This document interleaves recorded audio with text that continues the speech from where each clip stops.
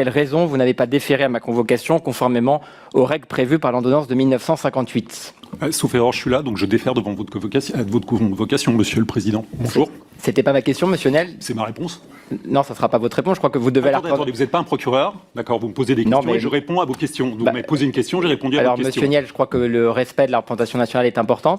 Et le respect des invités que vous avez ici aussi. Donc je vous respecte, Monsieur Niel. Je vous indique que vous aviez été convoqué avec Monsieur Pigas et Monsieur Nommé le jeudi 26 février à 14h30. Et je vous demande simplement le motif qui a justifié que vous n'êtes pas présenté devant nous. Ce n'est pas vous manquer de respect que vous demandez la raison pour laquelle vous ne vous êtes pas présenté devant cette commission d'enquête. Voilà, c'est une question simple. Ok. Sans vous manquer de respect, je crois. Donc je vous ai dit que j'avais une raison impérieuse. La vie d'entrepreneur, c'est une vie qui peut être complexe, dans laquelle on peut avoir des surprises qui arrivent de manière inopinée. Je n'étais pas à Paris, vous le saviez, je vous avais prévenu, vous m'aviez demandé de la faire en visioconférence. J'avais dit que ça serait extrêmement compliqué, parce que j'avais un certain nombre d'obligations qui se présentaient. Je vous ai dit, écoutez, est-ce qu'on pourrait la faire plus tard aujourd'hui, demain matin, après-demain matin? Vous m'avez dit, allez vous faire voir.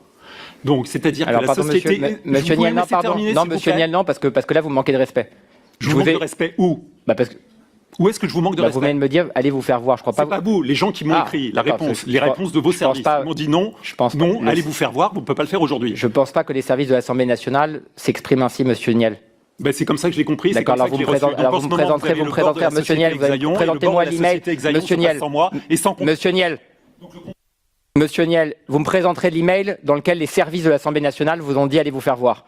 Moi, je suis garant aussi de ces hauts fonctionnaires qui travaillent pour la France et qui, à mon avis, ne vous ont jamais écrit, Monsieur Niel, allez vous faire voir. Ils m'ont dit on ne peut pas la différer d'une seule fois, parce que vous comprenez, c'est extrêmement important. Cette commission d'enquête est tellement importante que le contrôle d'une société française dans laquelle vous amenez le contrôle français ne permet pas que ça soit mis en œuvre. Parce que c'est plus important que je vienne devant vous que de maintenir un contrôle français à une société d'importance vitale pour le pays. Non, mais, voilà. Donc si vous voulez, les obligations d'un entrepreneur peuvent parfois se retrouver dans des choses de ce type. Monsieur Niel, tout le monde respecte votre engagement.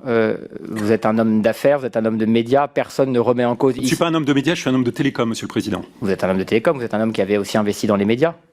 Oui. Bon, et puis on va revenir, mais plus calmement. Il y a des règles, et c'est pas moi qui les ai fixées le niveau, qui obligent les personnes qui sont convoquées devant une commission d'enquête à y venir. Quand je vous avais convoqué, vous nous avez expliqué effectivement, Monsieur Niel, que vous étiez à l'étranger, mais vous aviez validé le principe de venir.